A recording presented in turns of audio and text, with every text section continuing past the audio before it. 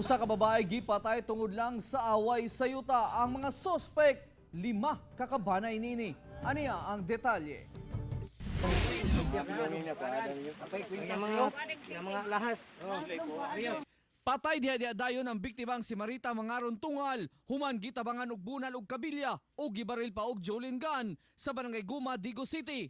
Sospek mo ang 5 ka mga kabanay nini nga sila Marlitong Mangaron, Antonio Mangaron, Flor Divina Mangaron Tampipe, Rafael Mangaron ug Gerson Mangaron Tampipe. Ang atong kapulisan ni react didto.